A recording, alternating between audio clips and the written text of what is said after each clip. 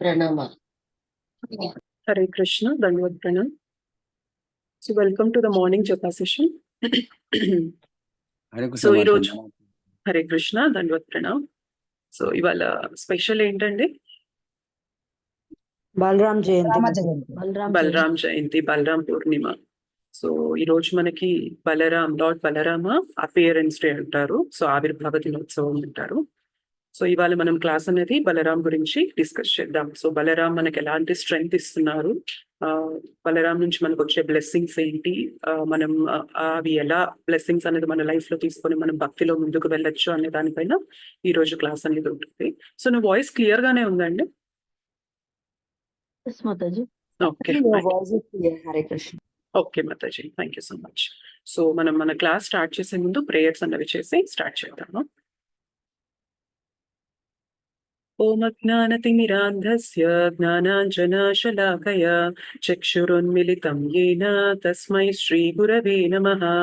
శ్రీచైతన్యమనోభీష్టం స్థాపితం యేన భూతలే స్వయం రూప కదా మహ్యం దదాతి స్వపదాంతికం. వందేహం శ్రీగురోః శ్రీయుతపదకమలం శ్రీగురూన్ వైష్ణవాంశ్చ శ్రీరూపం సాగ్రజాతం సహగణ రఘునాథాన్వితం తం సజీవం సాద్వైతం సావధూతం పరిజన సహితం కృష్ణ చైతన్య దేవం శ్రీ రాధా కృష్ణ పాదాన్ సహగణ లలిత శ్రీ విశాఖాన్వితాంశ. हे कृष्ण करुणा सिंधो दीनबंधो जगत्पते गोपेश गोपिका कांत राधा कांत नमोस्तुते. तप्त कांचन गौरांगी राधे वृंदावनेश्वरी वृषभानुसुते देवी प्रणमामि हरिप्रिये. नमः ओं विष्णुपादाय कृष्णप्रेष्ठाय भूतले श्रीमते Bhaktivedanta स्वामिन्निति नामिने.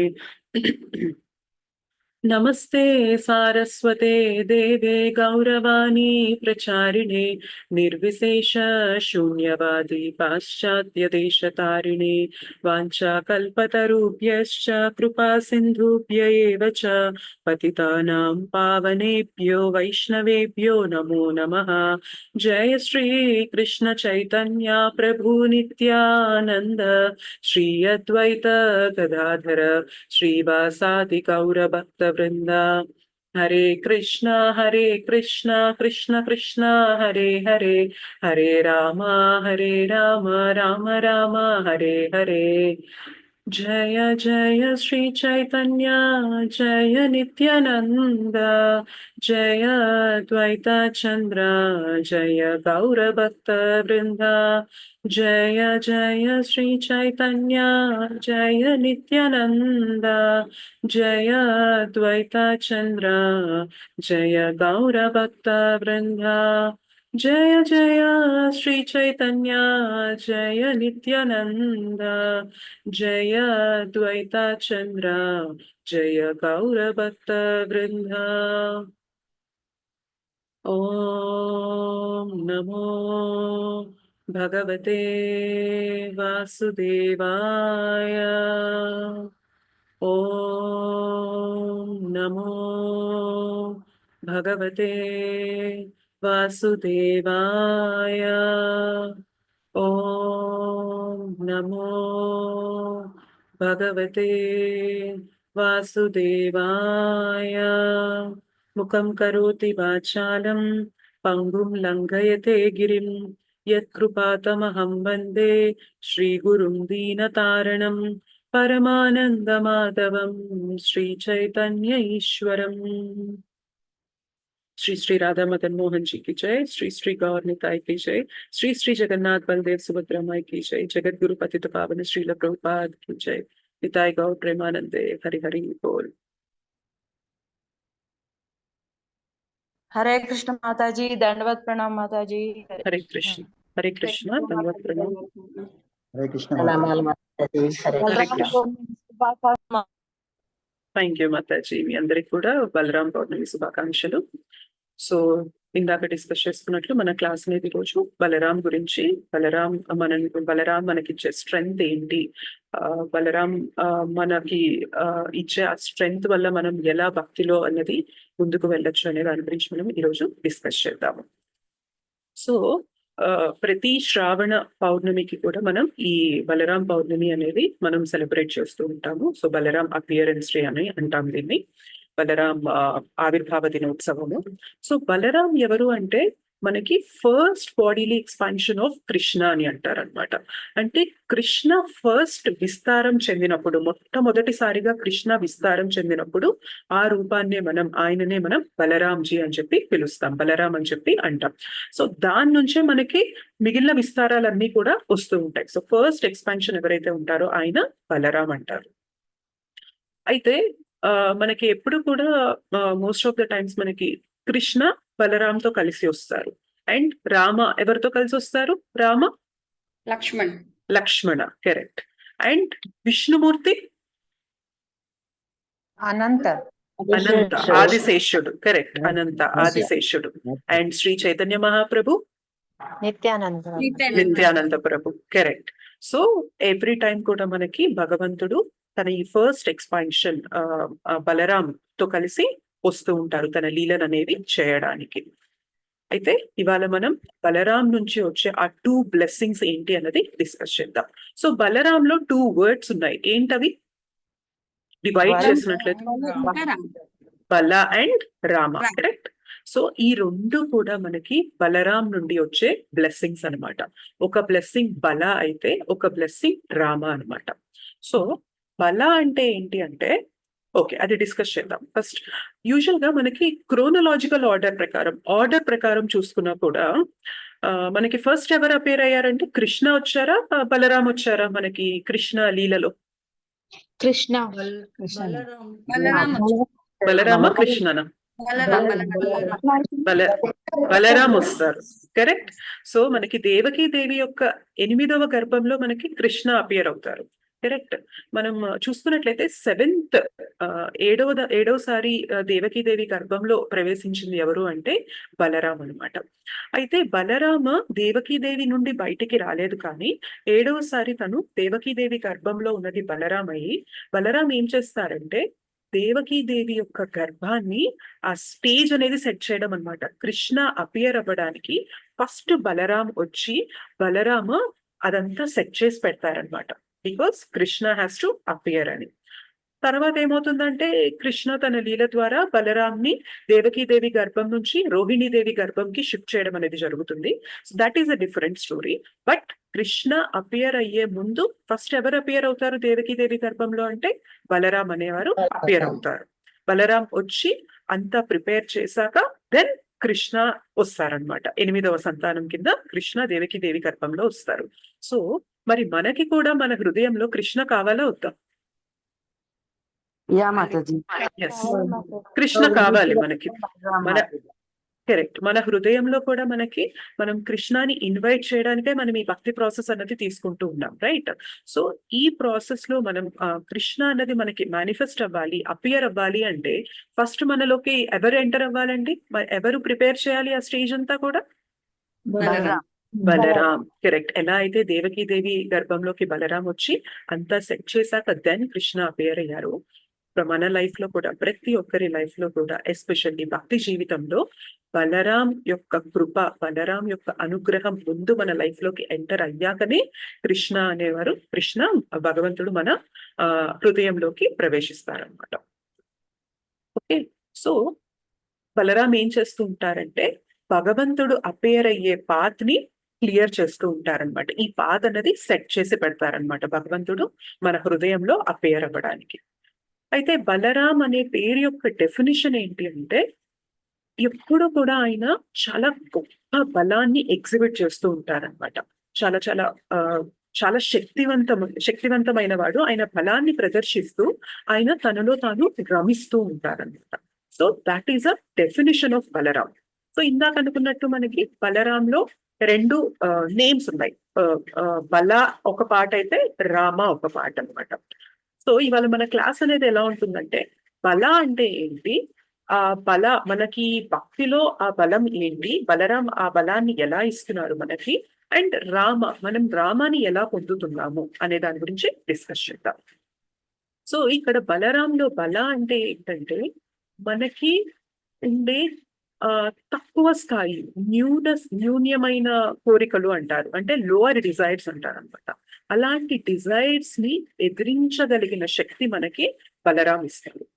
Okay, that is the బల ఆస్పెక్ట్. బల అనే కోణం ఏంటంటే ఆ తక్కువ స్థాయి కోరికలు, తుచ్చమైన కోరికలు, తుచ్చమైన ఆనందాలు, వాటి నుంచి ఎదుర్కొనగలిగి మనం స్ట్రాంగ్ గా నిలబడగలిగిన ఆ బలాన్ని మనకి బల ఆస్పెక్ట్, బలరాం నుంచి ఆ బల అనే కోణం మనకి ఇస్తూ ఉంటుంది. అండ్ రామ అంటే ఏంటంటే హయ్యర్ టేస్ట్ అన్నమాట. మనకంటారు రమంతే యోగినోనంతే సత్యానందే చిదాత్మని అని అంటారు. అంటే ఎవరైతే ఆల్రెడీ ఆనందాన్ని అనుభవిస్తూ ఉంటారో వాళ్ళకి కూడా ఆనందం ఇవ్వగలిగిన కేపబిలిటీ ఎవరికి ఉంటుంది అంటే రామాకి ఉంటుంది అనమాట. ఎందుకంటే Rama is a reservoir of pleasure అంటారనమాట. ఆయన ప్లెజర్ ఆనంద నిధి అంటారు. సో ఆ యోగిలందరికీ కూడా ఆయన ఆనందాన్ని ఇస్తూ ఉంటారనమాట. సో ఈ రామ ఆస్పెక్ట్ ఏంటి అంటే మనకి ఆ ఆనందాన్ని, ఆ హయ్యర్ హ్యాపీనెస్, హయ్యర్ టేస్ట్ ని ఎలా ఇస్తున్నారు బలరాం అనేది కూడా ఈ రోజు క్లాస్ లో మనం డిస్కస్ చేద్దాం. ఓకే? అయితే యూజువల్ గా మనకి ప్రతి ఒక్కరిలో కూడా ఈవెన్ అంటే భక్తులనే కాదు, ప్రతి ఒక్కరిలో, నాట్ ఈవెన్ ఇన్ భక్తి లైఫ్, నార్మల్ గా మన భౌతిక జీవితంలో కూడా మనం లైఫ్ లీడ్ చేస్తున్నప్పుడు మనకి ప్రతి ఒక్కరికి 2 ఫోర్సెస్ అనేవి ఉంటాయి అన్నమాట. ఒక ఫోర్స్ ఏంటి అంటే ఎప్పుడు కూడా షార్ట్ టర్మ్ ప్లెజర్స్ ని, ఇమీడియట్ గా వచ్చే ఆనందాన్ని తీసుకోవడానికి మనల్ని ప్రేరేపిస్తూ ఉంటుంది అనమాట. అండ్ ఇంకొక ఫోర్స్ ఏంటంటే షార్ట్ టర్మ్ అనిపిస్తుంది కానీ మేబీ ఇది కష్టమైనా కానీ ఈ దారి తీసుకుందాము, ఇనిషియల్ గా నాకు కష్టం ఉండొచ్చు కానీ ఈ ప్రాసెస్ తీసుకోవడం వల్ల నాకు ఫైనల్ గా నాకు హ్యాపీనెస్ వస్తుంది అని చెప్పి ఇది ఒక ఫోర్స్ అనేది ఉంటూ ఉంటుంది అనమాట. సో 2 ఫోర్సెస్, దీన్ని ఏమంటారంటే good dog and bad dog. 2 dogs మనలోనే ఉంటూ ఉంటాయి. అవి 2 కూడా లోపల ఏమంటారు బార్క్ చేస్తూనే ఉంటాయి, ఒరుగుతూనే ఉంటాయి. బట్ మనం ఏంటంటే ఏది వినాలి అంటే ఈ డైరెక్షన్ తీసుకోవాలా, ఈ డైరెక్షన్ తీసుకోవాలా అనేది మనకి ఆ డెసిషన్ అనేది మన చేతుల్లో ఉంటుంది అనమాట. యూజువల్ గా ఒక స్టూడెంట్, కాలేజ్ కి వెళ్ళిన స్టూడెంట్ కి కూడా సో ఇదే ఎగ్జాంపుల్ కింద, ఐ మీన్ ఇందాక డిస్కస్ చేసుకున్న టాపిక్ కింద చూసుకున్నట్లయితే కాలేజ్ కి వెళ్ళిన స్టూడెంట్ కి కూడా 2 ఫోర్సెస్ అనేవి ఉంటూ ఉంటాయి. ఒకటి ఏంటంటే నేను కరెక్ట్ ఏజ్ లో ఉన్నాను, ఇప్పుడే నేను ఎంజాయ్ చేయగలను, హ్యాపీగా మా పేరెంట్స్ నాకు డబ్బులు ఇస్తూ ఉన్నారు, నాకు మంచి ఫ్రెండ్స్ ఉన్నారు, నేను స్మోక్ చేయొచ్చు, డ్రింక్ చేయొచ్చు, మూవీస్ కి వెళ్ళొచ్చు, కాలేజ్ బంక్ కొట్టేసేయచ్చు, సో నన్ను అడిగే వాళ్ళే లేరు, నేను నా ఫ్యామిలీకి దూరంగా ఉన్నాను, ఇప్పుడే ఎంజాయ్ చేయాలి నేను అని చెప్పి ఒక ఫోర్స్ అనేది నడిపిస్తూ ఉంటుంది. ఒక ఫోర్స్ అనేది మనకి ఉంటూ ఉంటుంది. అండ్ ఇంకొక ఫోర్స్ ఏంటంటే నా పేరెంట్స్ నా పైన నమ్మకం పెట్టుకొని నా కోసం ఇంత కష్టపడి, వాళ్ళు అంత కష్టపడి ఎర్న్ చేసిన మనీ అంతా కూడా నాకు ఫీజు రూపంలో కట్టి నా పైన నమ్మకం ఉంచి నన్ను ఇంత దూరంలో పెట్టారు. సో వాళ్ళ హోప్ ఏంటంటే నేను ఇక్కడ కష్టపడి చదివి నేను నా కెరియర్ లో సెటిల్ అవ్వాలి అని చెప్పి, సో నా పైన పెట్టుకున్న నమ్మకాన్ని నేను నిలబెట్టాలి అని చెప్పి ఇది ఒక ఫోర్స్ అనేది ఉంటూ ఉంటుంది. Is it correct or not? ఈ 2 ఫోర్సెస్ అనేవి మనలో ప్రతి ఆస్పెక్ట్ ఆఫ్ లైఫ్ లో ఉంటూ ఉంటాయా, ఉండవా? ఎస్. ప్రతిసారి కూడా మనకి ఒకటి ఏంటంటే షార్ట్ టర్మ్, ఇమీడియట్ గా నాకు ఇప్పుడు ఆనందం వస్తుందా లేదా. ఎవరు చదువుతారు అంతంత పెద్ద పెద్ద బుక్స్? చదవడం అనేది చాలా కష్టమైన విషయం. అదే మనం హ్యాపీగా ఫ్రెండ్స్ తో బయటికి వెళ్ళిపోవడము, కాలేజ్ డుమ్మా కొట్టేసి వెళ్ళిపోవడము, సినిమాలకు వెళ్ళడము, అట్లాంటివన్నీ ఏంటంటే ఇమీడియట్ గా ప్లెజర్ అనేవి ఇస్తూ ఉంటాయి అనమాట. సో అదొక ఫోర్స్. అండ్ ఇంకొక ఫోర్స్ ఏంటంటే ఇట్ ఈస్ మై రెస్పాన్సిబిలిటీ, నా పేరెంట్స్ నా పైన ఉన్న నమ్మకాన్ని నేను నిలబెట్టాలి, ఇప్పుడు నేను చదువుకుంటేనే ఫ్యూచర్ లో నా లైఫ్ అనేది బాగుంటుంది, నా కెరీర్ అనేది సెట్ అవుతుంది, నేను నా లైఫ్ అనేది చాలా పీస్ఫుల్ గా ఉంటుంది అన్నది అదొక ఫోర్స్ అన్నమాట. సో ఈ 2 ఫోర్సెస్ అనేవి ప్రతి ఒక్కరి పైన ఉంటూనే ఉంటాయి. సో దీన్ని ఏమంటారంటే సాంస్క్రిట్ లో చెప్పాలి అంటే అభ్యుదయ, అంటే టిటిలేషన్, షార్ట్ టర్మ్ ప్లెజర్ ని అభ్యుదయ అని అంటారు. అండ్ లాంగ్ టర్మ్ ఫుల్ఫిల్మెంట్ అన్నమాట. ఏదైతే నాకు ఫ్యూచర్ లో మంచి చేకూరుస్తుంది, మేబీ ఇప్పుడు నాకు స్ట్రగుల్ ఉన్నా పర్లేదు, ఈ స్ట్రగుల్ ని నేను ఫేస్ చేయడం వల్ల ఫ్యూచర్ లో నాకు మంచి జరుగుతుంది అనే దాన్ని నిశ్రేయస్ అంటారనమాట. సో ఈ అభ్యుదయ అండ్ నిశ్రేయస్ అనేవి ప్రతి ఒక్కరి లైఫ్ లో అనేది ఉంటూనే ఉంటాయి. ఈ 2 ఫోర్సెస్ అనేవి ఉంటూనే ఉంటాయి. అంటే ఇది జస్ట్ కేవలం స్టడీస్ విషయంలోనే కాదు, ఈవెన్ మనం స్పోర్ట్స్ పరంగా చూసుకున్నా కూడా క్రికెట్ విషయానికి వచ్చినా కూడా లెట్స్ సే ఒక 2 కంట్రీస్ క్రికెట్ ఆడుతూ ఉన్నాయి. ఫస్ట్ ఒక కంట్రీ తరపున బ్యాట్స్మెన్ వాళ్ళకి బ్యాటింగ్ ఆప్షన్ వచ్చింది. టాస్ వేయగానే వాళ్ళు బ్యాటింగ్ అనేది చూస్ చేసుకున్నారు. అండ్ వాళ్ళు ఎంటర్ అయ్యారు అనుకుందాం పిచ్ లోకి. సో అందరూ ఏం చేస్తూ ఉంటారు? గ్రౌండ్ లో ఉన్న వాళ్ళందరూ చీర్ చేస్తూ ఉంటారా లేదా? అంటే మీరు 6 కొట్టండి, 4 కొట్టండి అని చెప్పి మనల్ని చీర్ చేస్తూ ఉంటారా బ్యాట్స్మెన్ ని? Is it correct or not? Yes, Mataji. Yes. So ఆ బ్యాట్స్మెన్ ఎవరైతే లోపలికి వచ్చారో ఇమీడియట్ గా లోపలికి రాగానే ఆ చీర్ చేయడం వల్ల అందరూ కూడా come on, go for a 6, go for a big shot, go for a 4 అని చెప్పి వాళ్ళు చీర్ చేస్తూ ఉండడం వల్ల ఇమీడియట్ గా ఆయన బ్యాట్ తీసుకొని వచ్చిన ఫస్ట్ బాల్ నే 6 కొట్టడానికి ప్రయత్నం చేశాడు అనుకోండి, 6 వెళ్ళే ఛాన్సెస్ ఎక్కువ ఉంటాయా, అవుట్ అయ్యే ఛాన్సెస్ ఎక్కువ ఉంటాయా? అవుట్ అయ్యేది. బికాస్ ఆయన హ్యాబిచుయేట్ అవ్వలేదు. ఆ పిచ్ అనేది ఎలా ఉంటుంది, అక్కడ ఆ ఫోర్స్ ఎలా ఉంటుంది, అదంతా కూడా ఆయన ఇంకా హ్యాబిచుయేట్ అవ్వలేదు. It take some time. Initial గా ఏమవుతుందంటే కొన్ని బాల్స్ ఆయన వదిలేయాల్సి ఉంటుంది, డిఫెన్స్ ఆడాల్సి వస్తూ ఉంటుంది అనమాట. సో ఎప్పుడైతే కొంత టైం ఆయన సెటిల్ అయ్యి ఆ పిచ్ కి అలవాటు పడి సెటిల్ అవుతారో అప్పుడు మాత్రమే, రైట్ బాల్ వచ్చినప్పుడు మాత్రమే ఆ 6 కానీ 4 కానీ వెళ్ళారనుకో, బిగ్ షాట్ కి వెళ్ళారనుకో, then there is a high chance that ఆ అటెంప్ట్ అనేది సక్సెస్ అవుతుంది.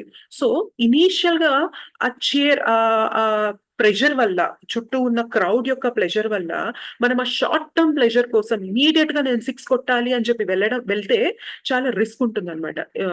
ఇమీడియట్ గా అవుట్ అయ్యే ఛాన్స్ అనేది ఎక్కువ ఉంటుంది.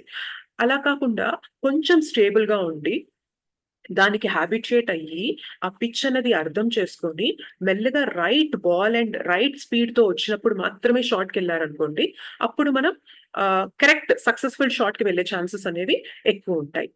సో ఈ 2 థింగ్స్ అనేవి ఈవెన్ మనకి స్టడీస్ లో గానీ, స్పోర్ట్స్ లో గానీ, మటీరియల్ గా ఏది తీసుకున్నా గానీ ఈ 2 ఫోర్సెస్ అనేవి మనలో కామన్ గా ఉంటూ ఉంటాయి అన్నమాట.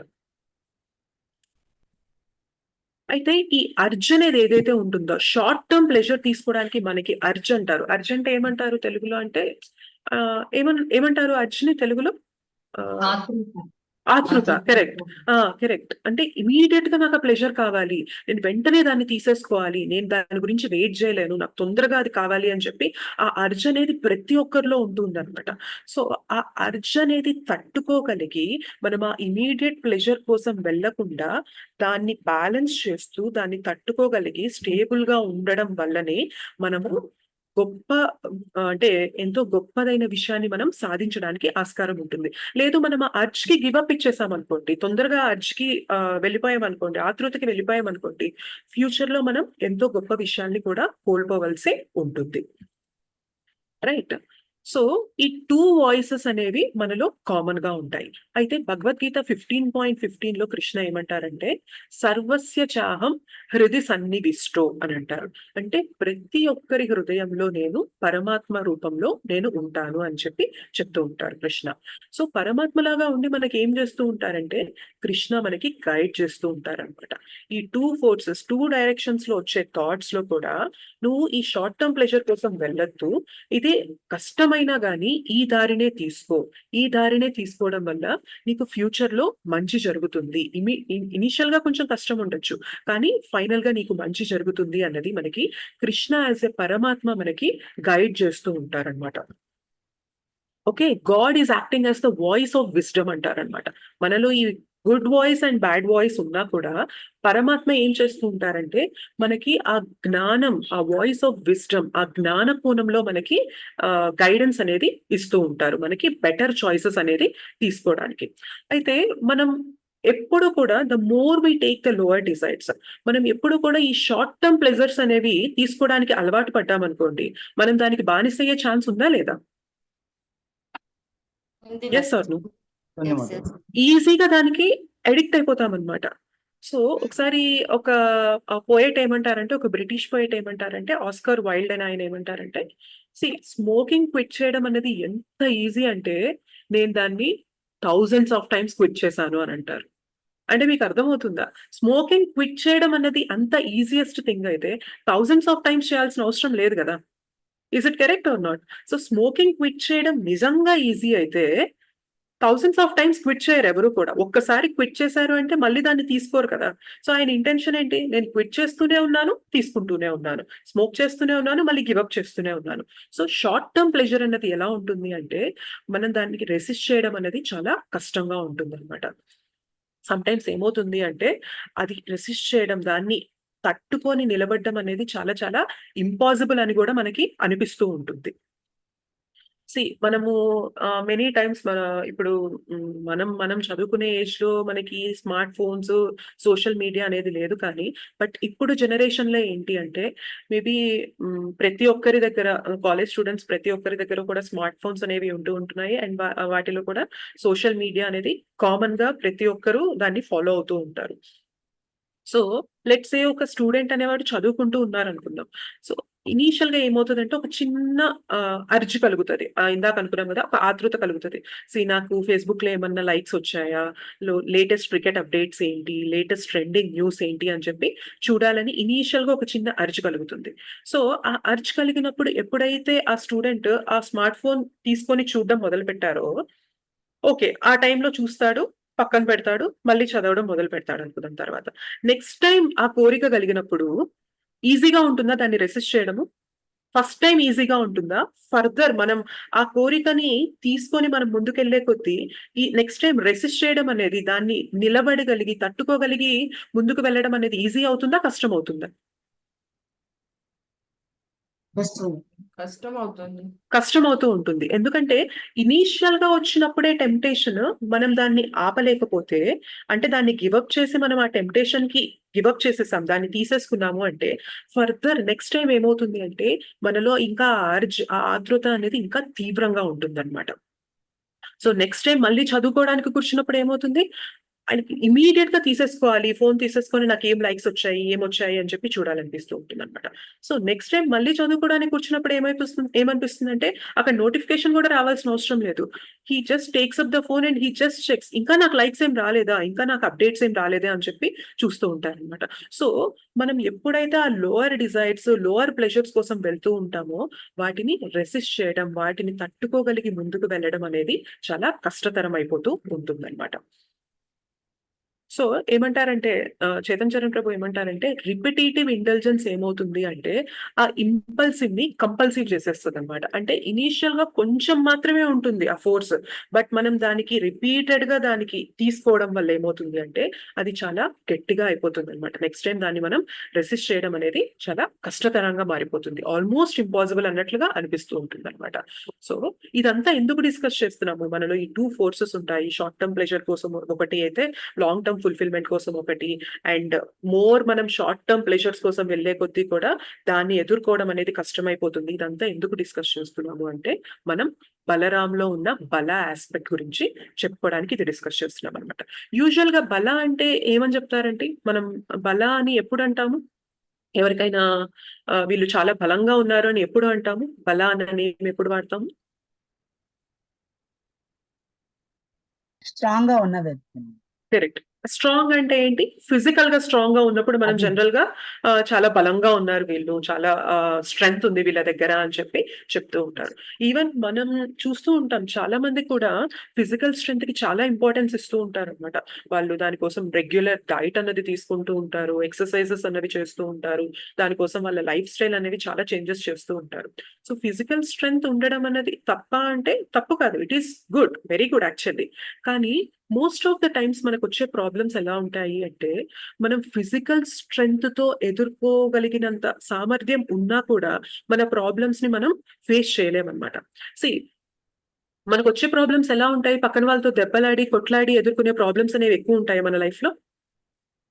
లేదు. చాలా చాలా తక్కువుంటాయి. మనం ఏదో ఫిజికల్‌గా మన స్ట్రెంగ్త్ ఎగ్జిబిట్ చేసి, మన బలాన్ని ప్రదర్శించి, మనం ఎదుర్కొని పోరాడగలిగే యుద్ధాలనేవి చాలా చాలా తక్కువుంటాయి మన లైఫ్‌లో. ఇన్‌ఫాక్ట్ చాలా నెగ్లిజిబుల్ ఉంటాయి అలాగా.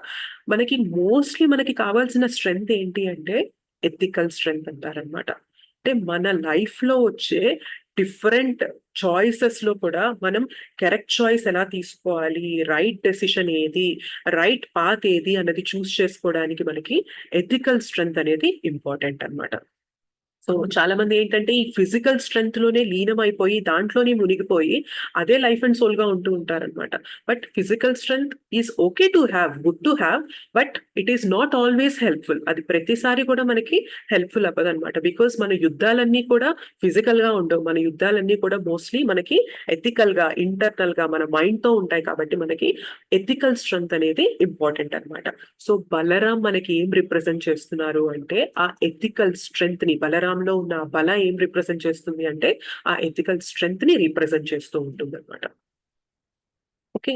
అండ్ ఈ ఎథికల్ స్ట్రెంగ్త్ ని మనం ఇంకా ఎలా డిస్కస్ చేయొచ్చు అంటే, ఎగ్జామ్స్ రాసేటప్పుడు ఎగ్జామ్ కోసం ప్రిపేర్ అయ్యి కష్టపడి దానికోసం ట్రైనింగ్ తీసుకొని దానికి ఒక స్కెడ్యూల్ అనేది వేసుకొని దానికోసం ప్రిపేర్ అయ్యే ప్రాసెస్ అనేది ఒక ప్రాసెస్ అయితే, సింపుల్ గా నేను చిట్స్ క్యారీ చేసేసి ఇన్విజిలేటర్ ని అక్కడ ఉన్న వాళ్ళని మోసం చేసేసి ఆ చిట్స్ పెట్టేసుకొని నేను రాయడం అనేది ఇది సెకండ్ వే.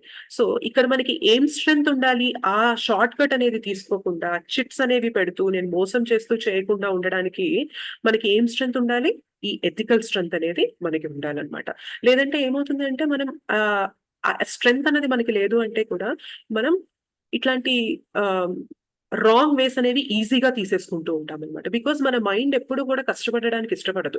నువ్వు కష్టపడమ్మా అంటే దానికి ఎప్పుడు ఇష్టంగా ఉండదన్నమాట. దానికి షార్ట్ కట్స్ అనేవి ఎప్పుడు కోరుకుంటూ ఉంటుంది అనమాట. ఎవరు కష్టపడతారు ఇదంతా, ఇంత చదువు ఎవరు చదువుతారు, ఇంత కష్టం ఎవరు పడతారు, నాకు ఇదంతా వద్దు, సింపుల్ గా నేను అప్పటికప్పుడు ఏదో ఒకటి మేనేజ్ చేసేస్తాను అని చెప్పి అది ప్రయత్నం చేస్తూ ఉంటుంది. సో మనకి ఎప్పుడైతే ఈ ఎథికల్ స్ట్రెంగ్త్ అనేది లేదో మనం తప్పుదారులు అనేవి తీసుకుంటూ ముందుకు వెళ్తూ ఉంటాం. సో దానివల్ల మన లైఫ్ అనేది చాలా ఇబ్బందుల్లో పడుతూ ఉంటుంది. సో ఈ టెంప్టేషన్స్ అంటే అర్థమవుతుంది కదా. టెంప్టేషన్స్ అంటే తెలుగులో ఏమంటారు, ఆ ప్రలోభనలు, వాటిని ఎదుర్కోవడానికి మనకి ఏం కావాలి అంటే ఈ స్ట్రెంగ్త్, బల అనేది మనకి కావాలి. సో ఇది ఓన్లీ మనకి స్పిరిచువల్ లైఫ్ లోనే కావాలి అంటే కాదు, మనం భౌతికంగా జీవిస్తున్నప్పుడు కూడా మనకి ఈ ఎథికల్ స్ట్రెంగ్త్ అనేది మనకి ఎంతో అవసరం ఉంటూ ఉంటుంది అనమాట. ఆ ఎథికల్ స్ట్రెంగ్త్, ఆ ఇన్నర్ స్ట్రెంగ్త్ అనేది ఉంటేనే మనం ఈ లోవర్ డిజైర్స్, ఇందాక మనం డిస్కస్ చేసుకున్నాం కదా, షార్ట్ టర్మ్ ప్లెజర్స్ అని చెప్పి మనం వెళ్తూ ఉంటామని. సో ఆ షార్ట్ టర్మ్ ప్లెజర్స్ నుంచి మనం అధిగమించి మనం ఇది కాదు కరెక్ట్, మనం కరెక్ట్ మార్గంలో వెళ్ళాలి, లాంగ్ టర్మ్ లో కూడా నాకు ఇనీషియల్ గా కష్టం ఉన్నా కూడా నేను లాంగ్ టర్మ్ ఫుల్ఫిల్మెంట్ కోసమే నేను ప్రయత్నం చేస్తాను అని చెప్పి ఆ స్ట్రెంగ్త్ అనేది మనకి ఈ బలరాం నుంచి, ఈ బల అనే ఆస్పెక్ట్ నుంచి మనకి వస్తూ ఉంటుంది. Is it clear? ఫాస్ట్ గా అనిపిస్తుందండి మీకు? లేదు మాతాజీ, లేదు. క్లియర్ గానే ఉంటుంది. Okay, fine. సో ఈ ఎథికల్ స్ట్రెంగ్త్ గురించి ఇంకా మనకి డీటెయిల్డ్ గా భగవద్గీత 18.42 నుండి 18.45 వరకు చెప్తారనమాట. సో ఈ శ్లోకాస్ లో మనకి ఏంటంటే డిఫరెంట్ వర్ణాస్ యొక్క క్వాలిటీస్ అనేవి మనకి కృష్ణ చెప్తారు. అయితే ఇందులో బ్రాహ్మణకు ఉండే క్వాలిటీస్ కూడా చెప్తారనమాట. అయితే బ్రాహ్మణకు ఉండే 2 క్వాలిటీస్ ఏంటి అని మేజర్ గా ఇక్కడ చెప్తారు అంటే, క్షమ ఒకటైతే దమ. సో క్షమ, దమ అని 2 క్వాలిటీస్ గురించి చెప్తారు. సో క్షమ అంటే ఏంటండి, ఎవరికైనా ఐడియా ఉందా?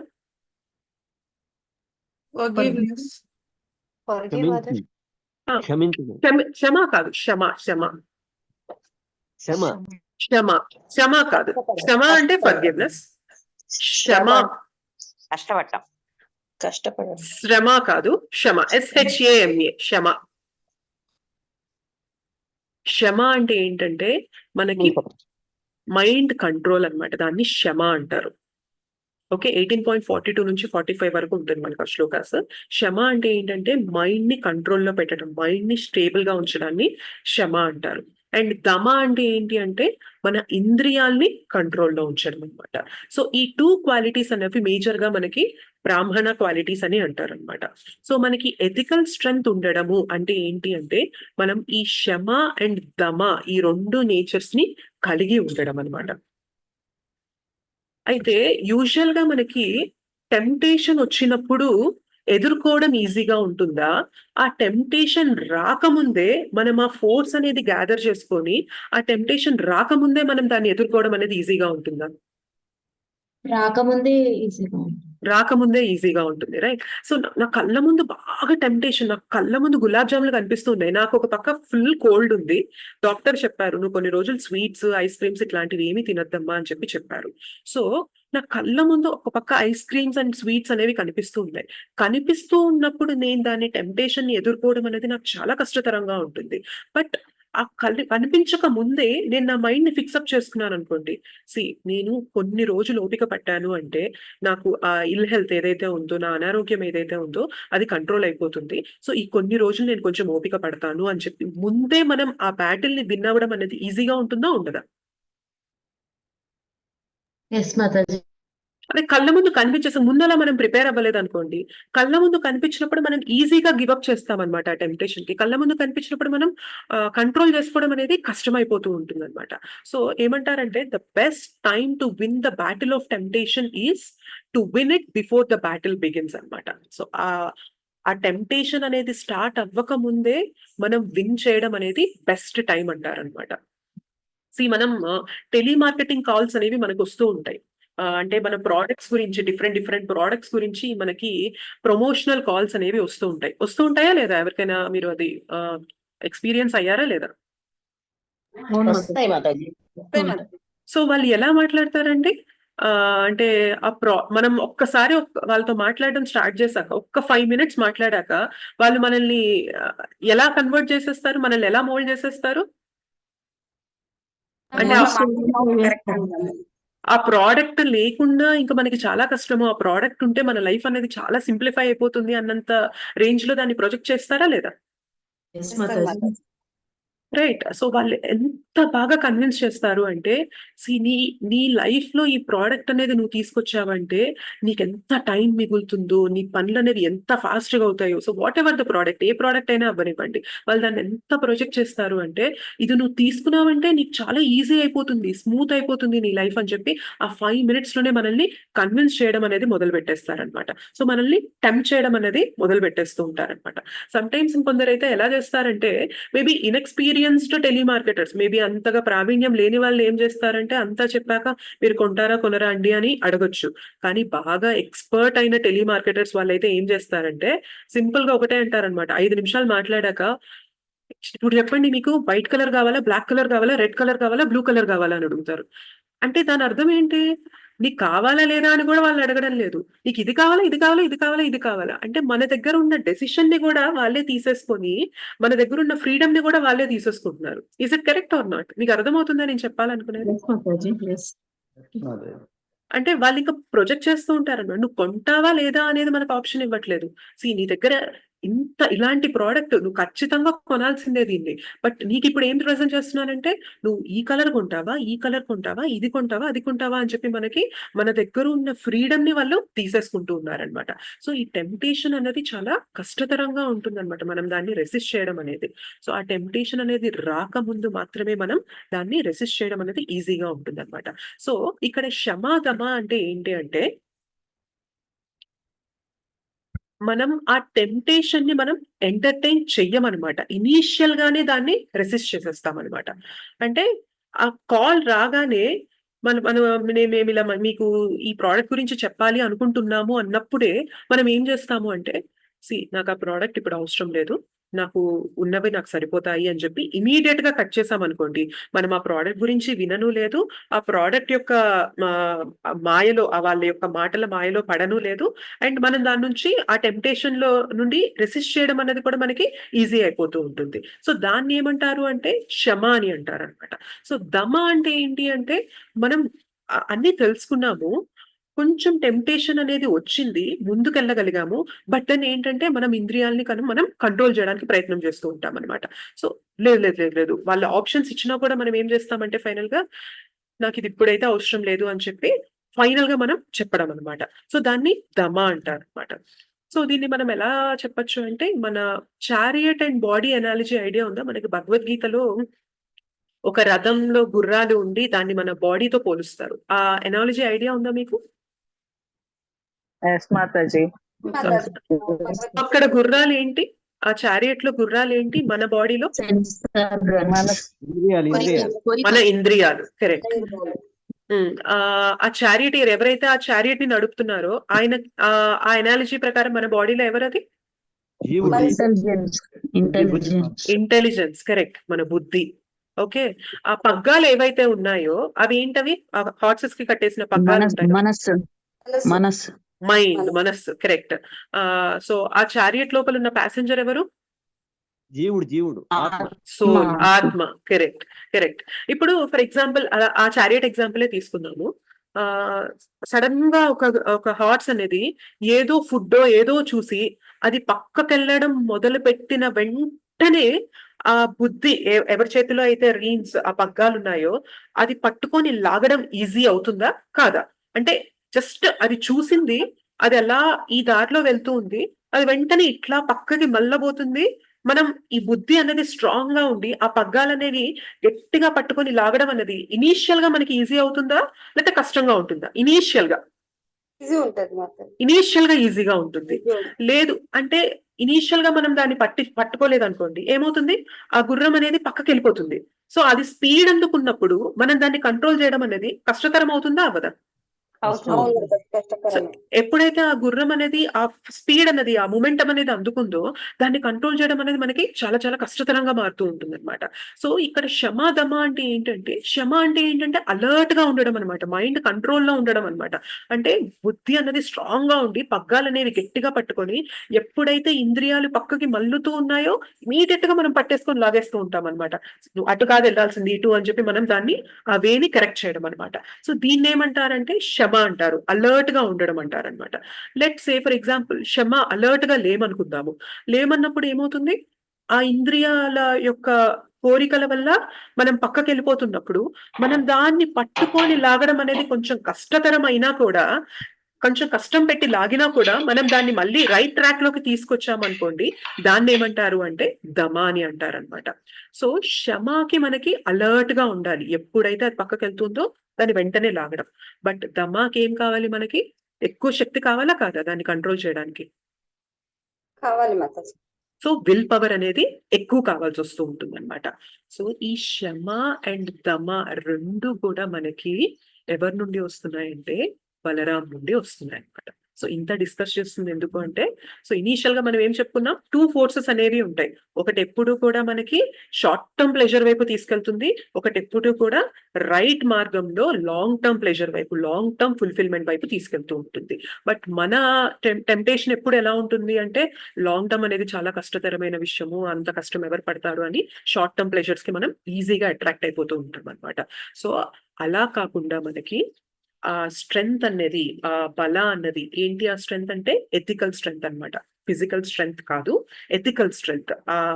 దాన్ని ఆ టెంప్టేషన్ ని తట్టుకొని నిలబడగలిగినంత ఎథికల్ స్ట్రెంగ్త్ ఇస్తూ కూడా మనకి బలరాం అనేవారు మనకి ఎంతో హెల్ప్ చేస్తూ ఉంటారనమాట. సో ఆ ఎథికల్ స్ట్రెంగ్త్ ఎలా వస్తుంది అంటే, ఒకటి క్షమా రూపంలో, అంటే అలర్ట్ గా ఉండడం, టెంప్టేషన్ రాకముందే అలర్ట్ గా ఉండడం అనమాట. అది స్టార్ట్ అవుతుంది అన్నప్పుడే మనం క్విక్ గా అలర్ట్ గా అయిపోయి, లేదు ఇది టెంప్టేషన్, ఇది నాకు కరెక్ట్ కాదు అని చెప్పి వెంటనే మనం పాత అనేది కరెక్ట్ చేసుకోవడం.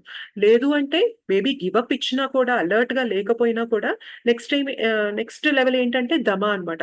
కొంచెం ముందుకెళ్ళినా కూడా ఆ బలం, ఆ విల్ పవర్, ఆ బలరాం నుండి వచ్చే ఆ పవర్ నుంచి, ఆ బలా నుంచి మనం దాన్ని ఆ విల్ పవర్ తో మళ్ళీ మనం మన ట్రాక్ అనేది సెట్ చేసుకొని ముందుకు వెళ్ళడం అనమాట. సో ఈ రెండు కూడా క్షమ అండ్ దమ, ఈ ఎథికల్ స్ట్రెంగ్త్ అనేది రెండు కూడా మనకి ఎక్కడి నుండి వస్తున్నాయంటే బలరాం నుంచే మనకి వస్తూ ఉంటాయి అన్నమాట. సో ఇక్కడ ఈ బల అంటే ఏంటి అంటే, మనకి ఎవరు కంట్రోల్ చేస్తున్నారు? ఇందాక మన చారియట్ ఎగ్జాంపుల్లో హార్స్ అనేది పక్కకి వెళ్ళిపోతున్నప్పుడు ఎవరు కంట్రోల్ చేస్తున్నారు? బుద్ధి ఇంటెలిజెన్స్. బుద్ధి, కరెక్ట్. సో ఆ బల అంటే ఏంటి అంటే, బల ఇస్ నథింగ్ బట్ అవర్ బుద్ధి అనమాట, మన ఇంటెలిజెన్స్. సో మరి ఇనీషియల్ గా మనకి ఇంటెలిజెన్స్ అనేది అంత స్ట్రాంగ్ గా ఉంటుందా అంటే, బై బర్తే మనకి అంటే ఏమీ నాలెడ్జ్ లేకుండానే మనకి మన ఇంటెలిజెన్స్ అనేది అంత బుద్ధిగా అంత బలంగా ఉంటుందా మన ఇంటెలిజెన్స్ అన్నది? నో నో, మాతాజీ నో ఉండదు.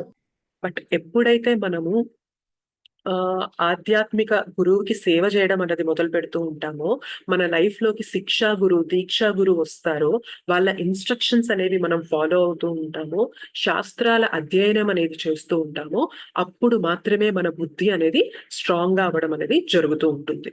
ఇనీషియల్ గా అందరికీ కూడా అది వీక్ గానే ఉంటుంది అనమాట. బట్ ఎప్పుడైతే ఇవి ఫాలో అవుతూ ఉంటామో, మన గురువుకి సేవ చేస్తూ ఉంటామో, మనం శాస్త్ర అధ్యయనం చేస్తూ ఉంటామో, మనం భగవంతుని గురించి వింటూ ఉంటామో, అప్పుడు మాత్రమే మన బుద్ధి అనేది స్ట్రాంగ్ అవుతూ ఉంటుంది. ఎప్పుడైతే మన బుద్ధి స్ట్రాంగ్ అవుతూ ఉందో అప్పుడు మాత్రమే మనం ఈ టెంప్టేషన్స్ నుంచి ఓవర్కమ్ చేయగలిగిన బల అన్నది మనకి వస్తూ ఉంటుంది అనమాట. సో ఈ బుద్ధి అనేది కూడా 2 టైప్స్ ఉంటూ ఉంటాయి. ఒకటి ఏంటంటే మటీరియల్ ఇంటెలిజెన్స్ అన్నమాట.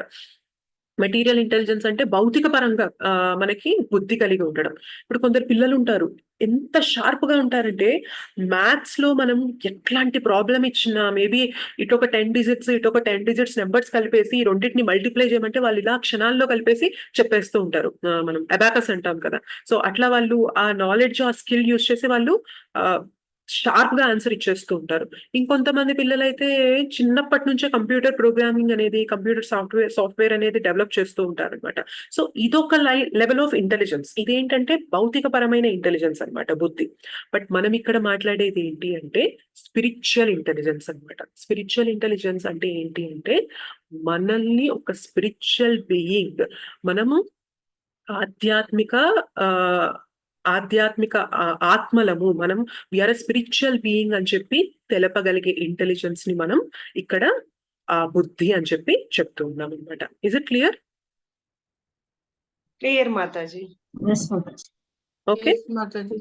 So short term pleasures and short term temptations నుంచి మనం ఓవర్కమ్ చేసి నిలబడగలిగిన బల ఎవరిస్తున్నారు అంటే మనకి బలరాం ఇస్తున్నారు అనమాట. సో ఆ బల అనేది ఎలా ఇస్తున్నారు అంటే మనకి క్షమ అండ్ దమ రూపంలో ఇస్తున్నారు. అండ్ అది మనం ఎథికల్ స్ట్రెంగ్త్ అని చెప్పి చెప్తూ ఉంటాం అనమాట. సో ఆ ఎథికల్ స్ట్రెంగ్త్ ఏంటి అంటే మనకి ఆ క్షమ అండ్ దమ ఎక్కడి నుండి వస్తున్నాయి అంటే మనకి మన బుద్ధి నుండి వస్తున్నాయి అనమాట. ఆ ఇంటెలిజెన్స్ ని మనం బుద్ధి అని పిలుస్తున్నాం. ఆ బుద్ధి అనేది ఇనిషియల్ గా ఎవరికి కూడా స్ట్రాంగ్ గా ఉండదు, మనం వీక్ గా ఉంటుంది అనమాట. అందుకని మనం శాస్త్ర అధ్యయనం చేయడము, ఇలా భగవంతుని గురించి, ఇలా శాస్త్రాల గురించి వినడము అండ్ గురు సేవ అనేది ఎప్పుడైతే చేస్తూ ఉంటామో అప్పుడు మాత్రమే మన బుద్ధి అనేది షార్పెన్ అవుతూ ఉంటుంది అనమాట. మన ఇంటెలిజెన్స్ షార్ప్ అవుతూ ఉంటుంది. కరెక్ట్ డెసిషన్స్ తీసుకుంటూ ఉంటాము. ఇది నాకు షార్ట్ టర్మ్ ప్లెజర్ ఇవ్వచ్చు, but I don't give up to this. నేను దీని షార్ట్ టర్మ్ ప్లెజర్ ఇస్తుందని చెప్పి నేను దీంట్లోకి ముందుకు వెళ్ళను. నాకు కష్టమైనా కూడా నేను లాంగ్ టర్మ్ ప్లెజర్ ని తీసుకుంటూ ఉంటాను, నిశ్రేయస్ ఆ దారిని నేను తీసుకుంటూ ఉంటాను అనే స్ట్రెంగ్త్ అన్నది మనకి బలరాం నుండి వస్తుంది అనమాట. సో దిస్ ఈస్ అబౌట్ బల ఆస్పెక్ట్ అనమాట. ఓకే. బట్ ఏమవుతుంది అంటే బల ఆస్పెక్ట్ అన్నది ఉండి ఈ బుద్ధి అనేది ఉండడం అనేది చాలా గొప్ప విషయమే. కానీ మోస్ట్ ఆఫ్ ద టైమ్స్ ఏమవుతుంది అంటే బల అంటే తెలియడం, విచక్షణ ఉండడం. బుద్ధి అంటే ఏంటంటే విచక్షణ, అంతే కదా. ఇది కరెక్ట్, ఇది రాంగ్ అన్నది తెలుసుకోవడమే బుద్ధి, అవునా కదా? ఎస్ మాతాజీ. అవును Mataji. అవును మాతాజీ, విచక్షణ జ్ఞానం. విచక్షణ జ్ఞానాన్ని మనం బుద్ధి అంటాం అనమాట. ఇనీషియల్ గా మనకు ఆ విచక్షణ జ్ఞానం ఉండదు.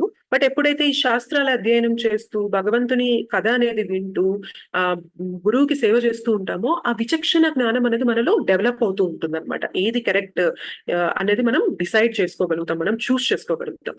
బట్ ఏమవుతుంది అంటే సమ్ టైమ్స్ ఈ విచక్షణ జ్ఞానం లేకపోవడం అనేది చాలా కష్టతరమైన పనే. ఆ విచక్షణ జ్ఞానం ఉండడం అనేది చాలా గొప్ప విషయమే. బట్ విచక్షణ జ్ఞానం ఉండడం ఒక్కటి కూడా సరిపోదన్నమాట చాలా సార్లు మనకి. అంటే ఎలా ఉంటుంది అంటే తెలుస్తుంది నాకు ఇది కరెక్ట్ కాదు, ఇదే కరెక్ట్ అని తెలుస్తూ ఉంటుంది. కానీ బట్ మనం ఏంటంటే యాజ్ అ స్పిరిట్ సోల్ మనం ఎప్పుడు కూడా ఆనందాన్ని వెతుకుతూ ఉంటాం అనమాట. So that is our nature. మనం ఎప్పుడు కూడా ఆనందం కోసం ప్రయత్నం చేస్తూనే ఉంటాం, అవునా కదా? మనం ఏ ప్రయత్నం చేస్తున్నా, ఏ పని చేస్తున్నా కానీ ఫైనల్ గా మనం హ్యాపీనెస్ కోసమే ప్రతిదీ బాయిల్ డౌన్ చేసినా కూడా మనం హ్యాపీనెస్ కోసమే మన వెతుకులాట అనేది ఉంటూ ఉంటుంది. Is it correct or not? Yes madam. Yes, correct Mataji. Madam. Correct. So బుద్ధి అన్నది స్ట్రాంగ్ అయ్యి విచక్షణ ఉన్నా కూడా మన నేచర్ ఏంటి అంటే ఆనందం కోసం వెంపర్లాడడం అనేది, ఆనందం కోసం వెతకడం అనేది మన నేచర్. కాబట్టి ఇప్పుడు బుద్ధి అనేది స్ట్రాంగ్ అయింది అంటే ఇది కరెక్ట్ మార్గం అని చెప్పి నాకు తెలుస్తుంది. కానీ ఇక్కడ ఆనందం అనేది నేను పొందడం లేదనుకోండి, నాకు బుద్ధి ఎంత స్ట్రాంగ్ గా ఉన్నా కూడా నేను దీంట్లో ఎక్కువ కాలం ముందుకెళ్ళగలుగుతానా? No, లేదు Mataji. లేదు అర్థం వెళ్ళలేము. అర్థమవుతుంది కదా నేను ఆధ్యాత్మికంగా చెప్పేది. ముందుకెళ్ళగలం. Yes, Mataji. మాతాజీ కరెక్ట్. అంటే తెలుస్తుంది నా బుద్ధికి. అంటే ఇది కరెక్ట్, ఇది కష్టమైన కరెక్ట్ అని తెలుస్తూ ఉంది. కానీ నా నేచర్ ఏంటి? నాకు ఆనందం పొందడం అనేది నా నేచర్ అన్నమాట. సో ఆనందాన్ని పొందితేనే ఈ కరెక్ట్ మార్గాన్ని కూడా కొంచెం కష్టమైనా గానీ నేను దాన్ని తీసుకోగలుగుతాను. బట్ ఆనందం అనేది పొందడం లేదనుకోండి, మేబీ కొంతకాలం చేస్తాను, ఇంకొంతకాలం చేస్తాను కానీ తర్వాత మనం ఏం చేస్తాము? గివ్ అప్ చేస్తాము. నాకిక్కడ ఆనందం రావడం లేదు అని చెప్పి మనం బుద్ధి అనేది స్ట్రాంగ్‌గా ఉన్నా కూడా మనం దాన్ని వదిలేయడం అనేది జరుగుతుందన్నమాట. అంటే చాలా కష్టతరంగా ఉంటుంది దాన్ని స్టిక్ ఆన్ అవ్వడం అనేది ఆ ప్రాసెస్‌కి. సో బలరాంలో సెకండ్ యాస్పెక్ట్ ఏంటి అంటే రామ. రామ అంటే ఏంటంటే తను ఆనందం పొందుతూ పక్కన వారికి కూడా ఇతరులకు కూడా ఆనందాన్ని ఇచ్చే నేచర్‌ని రామ అని అంటామన్నమాట. సో ఇక్కడ ఏమవుతుంది అంటే ఒకవైపు బుద్ధి అన్నది స్ట్రాంగ్‌గా చేస్తున్నారు బలరాం మనకి. అండ్ ఇంకొక వైపు ఏం చేస్తున్నారు అంటే షార్ట్ టర్మ్ ప్లెజర్స్‌లో ఆనందాన్ని మనం వెతకడం అనేది మన నేచర్. కానీ షార్ట్ టర్మ్ ప్లెజర్‌కి వెళ్ళొద్దు అని చెప్తున్నారు. లాంగ్ టర్మ్ అయినా కూడా అంటే కష్టమైనా కూడా ఇందులోనే ప్లెజర్ ఉంటుంది అని చెప్పి మనం ఆ బుద్ధి అనేది మనకి సెట్ చేశారు బలరాం. కానీ ఇక్కడ ఏం చేస్తున్నారంటే ఈ లాంగ్ టర్మ్ నుంచి కూడా మనకి టేస్ట్ అన్నది ఇస్తూ ఉంటారన్నమాట. ఈ హయ్యర్ హ్యాపీనెస్ ఇస్తున్నారు కాబట్టే మనం ఈ లోయర్ థింగ్స్ వైపు వెళ్ళడం అనేది వెళ్ళకుండా ఉండడం అనేది జరుగుతూ ఉంటుందన్నమాట. సో ఒకవైపు మనకి బలాన్ని ఇస్తూనే ఇంకొక వైపు ఏం చేస్తున్నారు? ఆ higher pleasure, higher happiness, higher taste అన్నది ఇస్తూ ఉన్నారనమాట. అంటే ఉన్నతమైన ఆనందాన్ని మనకి ఇస్తూ ఉన్నారు. లేదు అంటే మనం బుద్ధి అన్నది ఎంత స్ట్రాంగ్ గా ఉన్నా కూడా ఆ హ్యాపీనెస్ అనేది మనకి తగలలేదనుకోండి, మనం పొందలేదనుకోండి, మనం అక్కడ కంటిన్యూ చేయడం చాలా కష్టతరమైన విషయం అన్నమాట. సో బలరాం ఏం చేస్తున్నారు? మన లైఫ్ ని చాలా సింప్లిఫై చేస్తున్నారు. ఒకవైపు బుద్ధిని ఇస్తున్నారు. ఒకవైపు దాని నుంచి వచ్చే ఒక రసాన్ని కూడా మనం రిలీజ్ చేసేలాగా ఆ స్ట్రెంగ్త్‌ని ఆ ఆనందాన్ని కూడా మనకి ఇస్తూ ఉన్నారనమాట.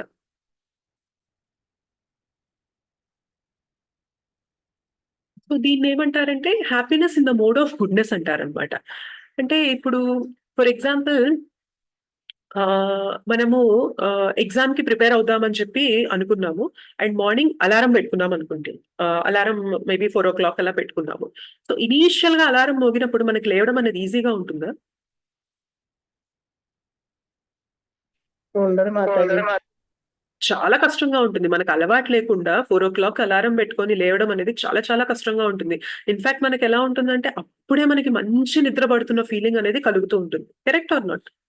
కరెక్ట్ మాతాజీ. అవును. ఎస్ మాతాజీ అప్పుడే మనకి బాగా హాయిగా ప్రశాంతంగా నిద్ర అంతకుముందు మేబీ ఒక 3, 4 గంటలు పడుకున్నా కూడా అప్పుడు మనకి నిద్ర అనేది పట్టనట్లుగా ఉంటుంది. ఎప్పుడైతే అలారం పెడతామో ఆ హాఫ్ అన్ అవర్ ముందు నుంచే మనకి మంచిగా నిద్ర పట్టినట్టు ఫీలింగ్ అనేది కలుగుతూ ఉంటుందన్నమాట. సో ఆ టైంలో లేవడం అనేది చాలా కష్టతరంగా ఉంటుంది. లెట్స్ సే ఆ కొంచెం స్ట్రగుల్‌ని మనం ముందుకు తీసుకొని ఒక్కసారి లేచి మనం ఫేస్ వాష్ చేసుకొని మనం ఏ పర్పస్ కోసం అయితే లేచామో ఆ పర్పస్ కోసం మనం టైం అనేది ఇచ్చామనుకోండి. తర్వాత కొంతసేపయ్యాక మనకేమనిపిస్తుంది? లేవడం మంచిదైంది అనుకుంటామా? లేతే మంచిదైంది అనుకుంటాం మాతాజీ. అన్న ఫీల్ రాదు.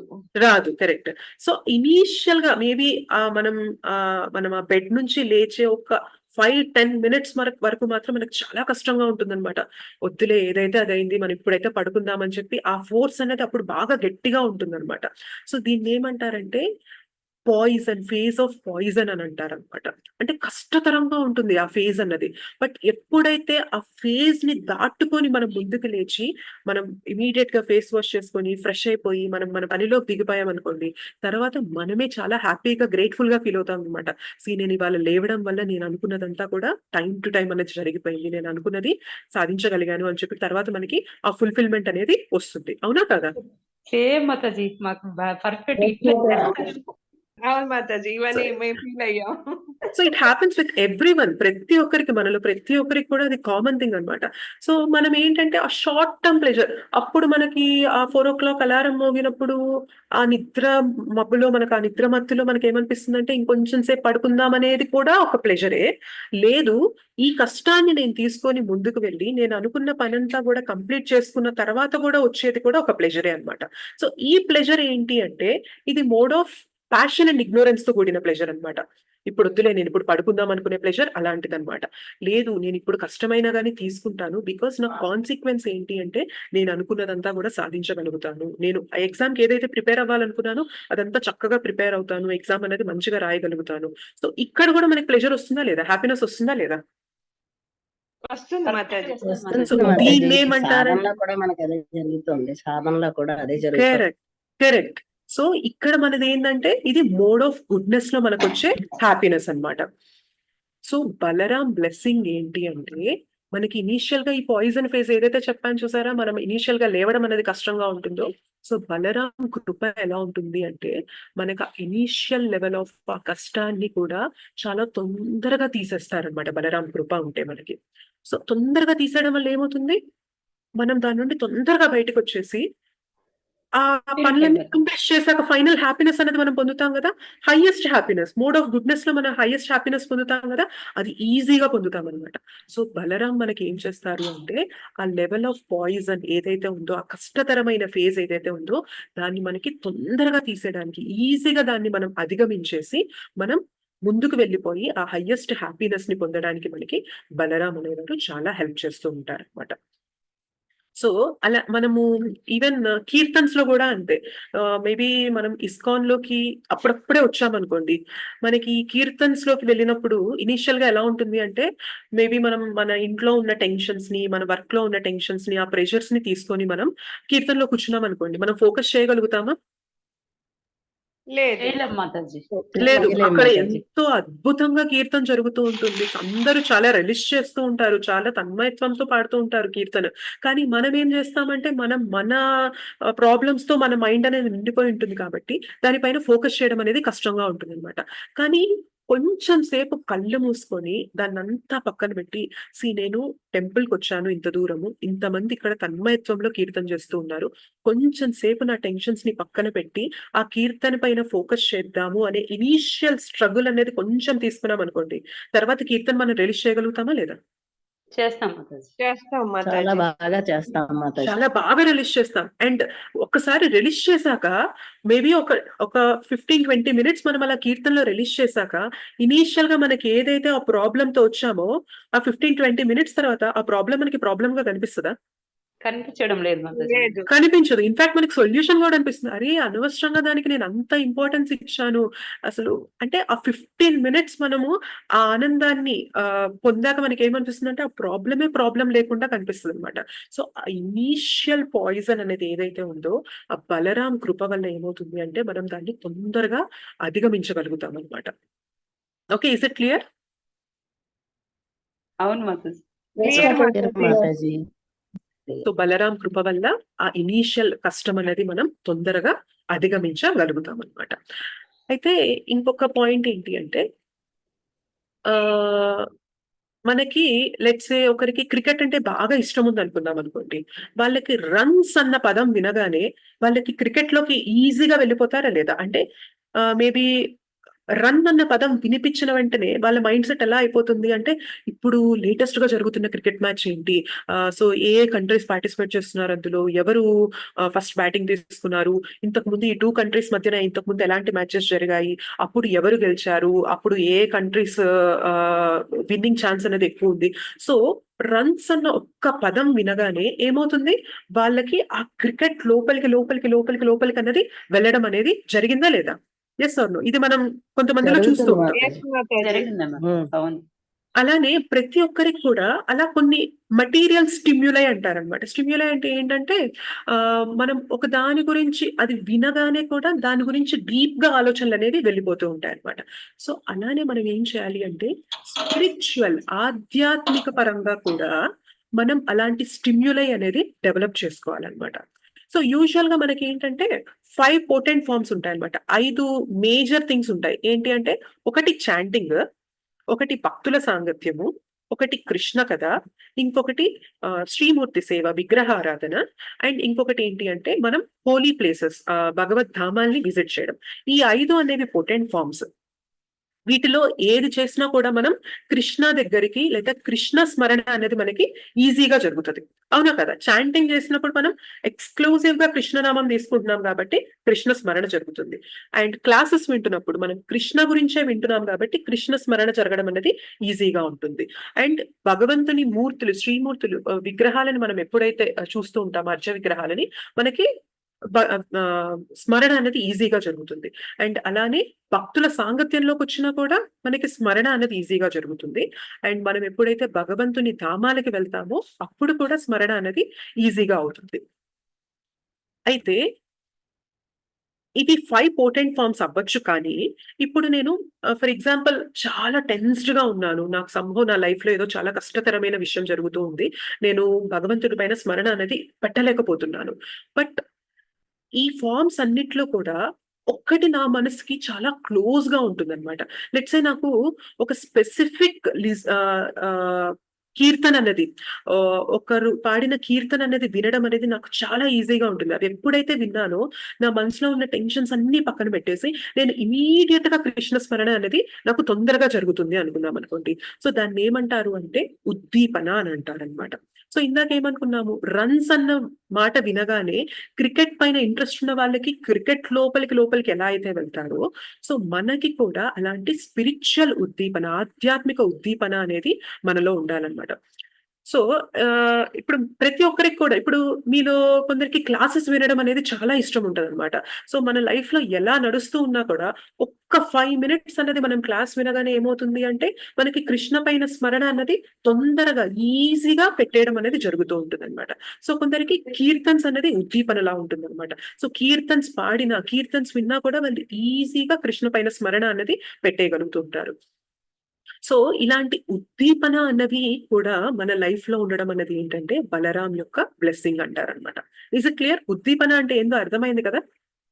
ఏ ఆస్పెక్ట్ ద్వారా, ఏ అంగం ద్వారా మనం ఈజీగా భగవంతునికి కనెక్ట్ అవుతామో దాన్ని మనం ఉద్దీపన అని అంటాం అనమాట. Is it clear? Clear Mataji. అవును మాతాజీ. మనకి ఏది ఇష్టంగా చేస్తామో భగవంతుడి వైపు వెళ్ళడానికి అది అది ఉద్దీపన. ఈజీగా ఉంటుంది. Correct, exactly correct. సో మనం అంటే మనస్సు కష్టపడక్కర్లేదు లగ్నం అనమాట. మనస్సుని ఈజీగా లగ్నం అవును. చేయొచ్చు. దాంట్లో మనం లగ్నం ఏమీ కష్టం పెట్టం అనమాట. అవును. ఇన్ఫాక్ట్ మనం దాన్ని ఎంజాయ్ చేస్తాం అనమాట. ఇప్పుడు మన కీర్తన్స్ వినడం అనేది చాలా ఇష్టంగా ఉంటుంది చాలా మందికి కూడా. మనం ఏం కష్టపడక్కర్లేదు. హ్యాపీగా మనం హెడ్ ఫోన్స్ పెట్టుకొని ఏదన్నా కీర్తన విన్నాము అంటే ఒక 5 నిమిషాలు విన్నాక ఏమవుతుందంటే హ్యాపీగా మన మన స్మరణ అన్నది కూడా ఆ కృష్ణ నామం పైన, కృష్ణ పైన అన్నది ఈజీగా వెళ్ళిపోతుంది అనమాట. అందులో కష్టతరమైన విషయమే మాతాజీ, ఉండదన్నమాట. 5 నిమిషాలు 15 నిమిషాలు లాగుతుంది, మళ్ళీ అర్ధగంట కూడా లాక్కుంటా పోతుంది, మళ్ళీ చదువు కీర్తన చేసుకుంటామే ఉంటామా అనిపిస్తుంది. కరెక్ట్. సో ఇట్లాంటి ఉద్దీపన ఉండడం కూడా మన లైఫ్ లో ఏంటి అంటే అది బలరాం యొక్క కృప అంటారనమాట. చాలా మందికి భక్తి పైన అన్నది ఇంట్రెస్టే ఉండదండి. సో ఎంతమంది అంటే 16 రౌండ్స్ చాంట్ చేస్తూ, 16 పక్కన పెట్టేసేయండి, కనీసం భగవన్ నామం తీసుకోవడం అనేది is it a common thing? కలియుగంలో అది కామన్ విషయం. నో మాతాజీ. చాలా కష్టతరమైన విషయం.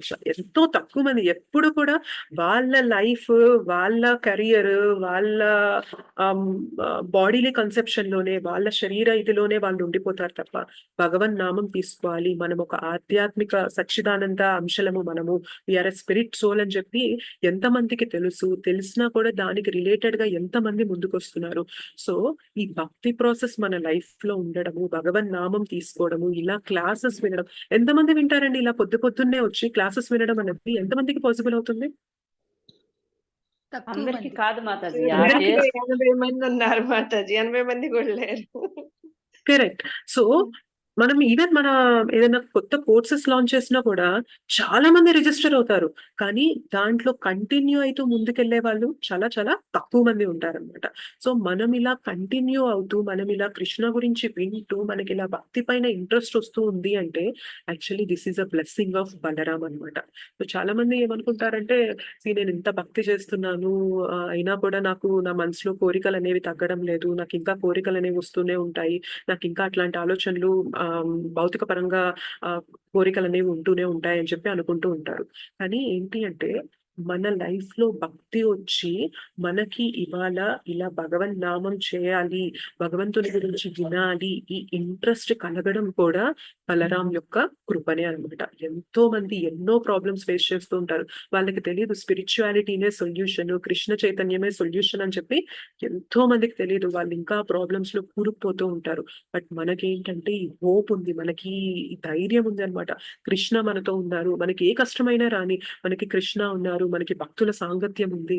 సో ఇది ఎంత పాజిటివ్ థింగ్ మన లైఫ్ లో ఇది ఉంది అంటే ఇది బలరాం యొక్క కృప అన్నమాట. సో భక్తిలో ఉన్నా కూడా మనకి కోరికలు ఉంటున్నాయి అంటే దాని అర్థం మనం భక్తిలో అంటే ఇది మనకి కృప లేదు అని తీసుకోవద్దు. మనకి ఆ కోరికలు రావడం అనేది సహజమే, కానీ అది రియల్లీ యాక్టింగ్ ఆన్ దట్. మనకి కోరికలు వస్తున్నాయి కానీ మనం దానిపైన యాక్ట్ చేస్తున్నామా లేదా అన్నది కూడా, అది కూడా మనకి మన స్ట్రెంగ్త్ అన్నమాట. ఒకప్పుడు మనం ఈజీగా గివప్ చేసేస్తాము. చాలా మందికి meat eating, onion garlic, tea, coffee తాగడం అనేది చాలా రొటీన్ గా ఉంటుంది వాళ్ళ లైఫ్ లో.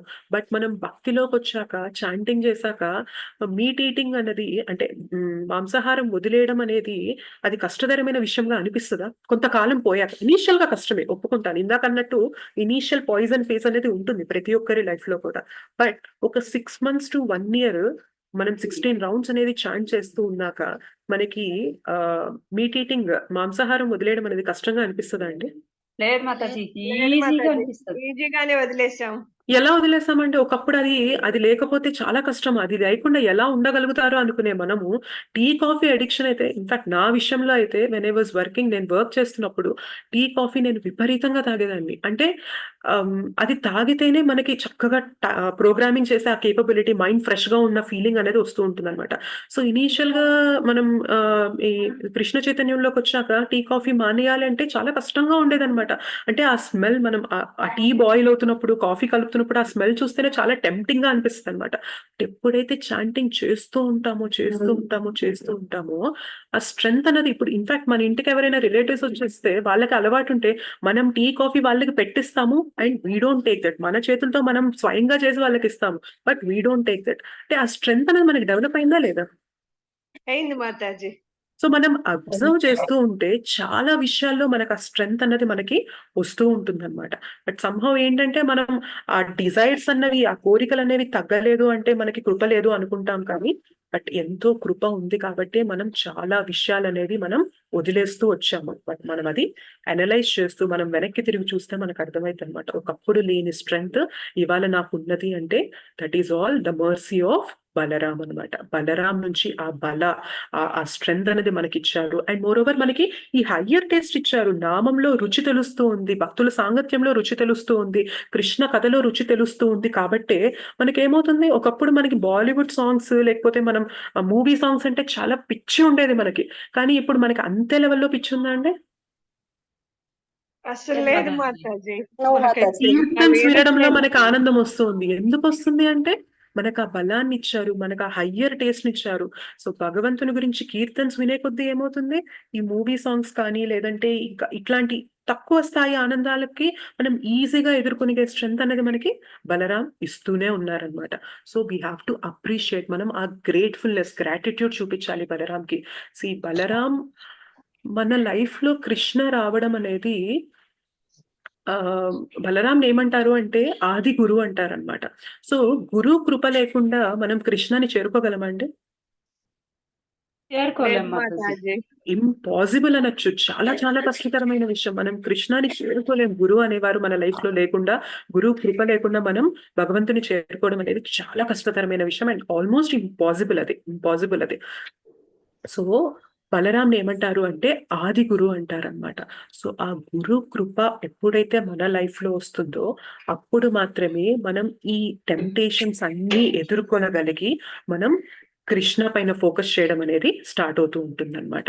సో ఆ బలరాం యొక్క కృపని మనం ఇవాళ బలరాం పౌర్ణమి కాబట్టి మనం దాన్ని అప్రిషియేట్ చేయాలి. సో బలరాం కృప ఉంది కాబట్టి మనకి ఈ సాంగత్యం దొరికింది, ఈ నామం దొరికింది, ఈ కథ దొరుకుతుంది, ఇంత మార్పు అనేది మన లైఫ్ లో ఈ ట్రాన్స్ఫర్మేషన్ అనేది జరిగింది అంటే మాత్రం అది బలరాం యొక్క కృపనే. బలరాం ఈస్ నథింగ్ బట్ గురువునే కదా. మనము భగవంతుని ప్లీజ్ చేయడం అనేది మనకు చాలా చాలా కష్టతరమైన విషయం. మన గురువాష్టకంలో కూడా ఉంటుంది లాస్ట్ 8th verse లో, యస్య ప్రసాదాత్ భగవత్ ప్రసాదో యస్య అప్రసాదాన్ నా గతి కుతోపి అంటారనమాట. సో ఎప్పుడైతే మనం బలరాం ఆది గురు మన లైఫ్ లో ఉన్న మన శిక్షా గురువుని, దీక్షా గురువుని, ఈ శాస్త్రాల్ని మనం వాల్యూ ఇస్తూ వాళ్ళు చెప్పిన ఇన్స్ట్రక్షన్స్ ని ఫాలో అవుతామో మనం కృష్ణాని ప్లీజ్ చేయడం అనేది చాలా చాలా ఈజీ అయిపోతుంది అనమాట. Because Krishna and guru different అంటే ఇద్దరు డిఫరెంటా? Krishna and guru are non different అన్నమాట. Guru is the most merciful way. అంటే కృష్ణనే గురువు రూపంలో మన లైఫ్ లోకి వస్తారనమాట. మోస్ట్ మర్సిఫుల్ అన్నమాట. ఇంకా మనం ఎప్పుడైతే గురువు ఇన్స్ట్రక్షన్స్ ని ఫాలో అవుతామో కృష్ణాని ప్లీజ్ చేయడం అనేది ఈజీ అయిపోతుంది అనమాట. సో అలాంటి బలరాం యొక్క కృప మనందరి లైఫ్ లో ఉన్నందుకు మనం దాన్ని ఎంతో అంటే చెరిష్ చేయాలి, సంతోషించాలి, దానికి గ్రాట్ఫుల్ గా గ్రాటిట్యూడ్ చూపించాలి, కృతజ్ఞత చూపించాలి. రైట్? బలరాం యొక్క కృప మనకి ఇంకా ఇంకా కావాలి అంటే ఏం చేయాలి? మనం గురు యొక్క ఇన్స్ట్రక్షన్స్ ని ఫాలో అవుతూ ఉండాలి, గురు సేవ చేస్తూ ఉండాలి, శాస్త్ర అధ్యయనం చేస్తూ ఉండాలి. మనకి గురువు ఏం చెప్తారు? మీరు అటెంటివ్ గా 16 rounds చాంట్ చేయండి అని చెప్తూ ఉంటారు. సో మన అటెన్షన్ లెవెల్ మనం చాంట్ చేసేటప్పుడు కూడా ఇంకా అటెంటివ్ గా చాంట్ చేయడం అనేది చేస్తూ ఉండాలి. సో మనం ఎప్పుడైతే ప్రయత్నం చేస్తూ ఉంటామో గురువు ఇన్స్ట్రక్షన్స్ ని ఫాలో అవ్వడానికి మనం బలరాం యొక్క కృపకి పాత్రులం అవుతూనే ఉంటాము. అండ్ ఎప్పుడైతే బలరాం యొక్క కృప మన పైన వస్తూ ఉంటుందో కృష్ణ అనేవారు కూడా ప్లీజ్ అయిపోతూ ఉంటారనమాట. మనం గురువుని ప్లీజ్ చేయడానికి ట్రై చేస్తూ ఉంటాం కాబట్టి గురువు కృప దొరుకుతూ ఉంటుంది. ఎప్పుడైతే గురువు కృప దొరుకుతూ ఉంటుందో మనము కృష్ణ అనేవారు మనకి మన లైఫ్ లో ఈజీగా ఎంటర్ అయిపోతారనమాట. సో ఇనీషియల్ గా మనం ఏం స్టార్ట్ చేసాము? బలరాం మన లైఫ్ లో, కృష్ణ మన లైఫ్ లో ఎంటర్ అవ్వాలంటే ఫస్ట్ ఎవరెవరు ఎంటర్ అవ్వాలి అనుకున్నాము? బలరాం గురు. కరెక్ట్?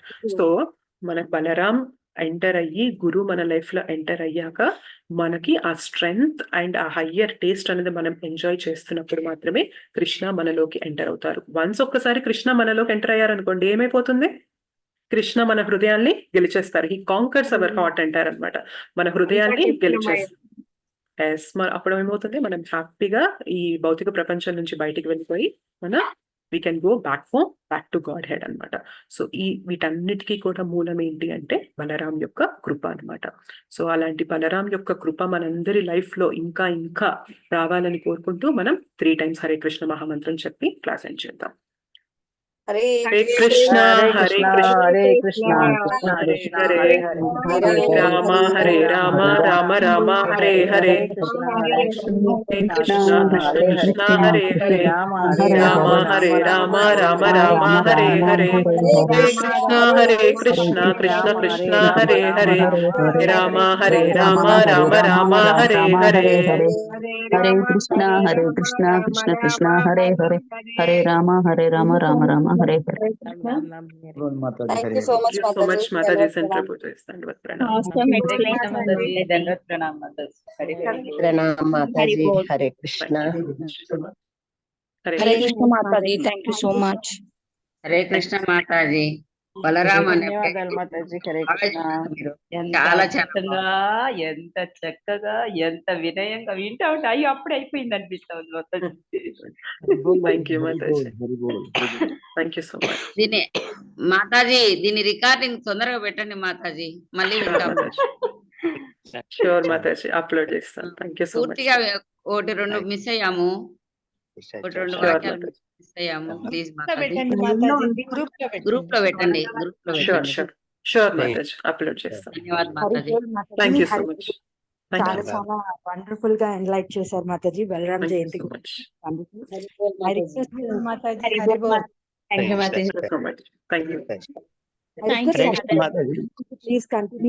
శనివారం కూడా మాతాజీ.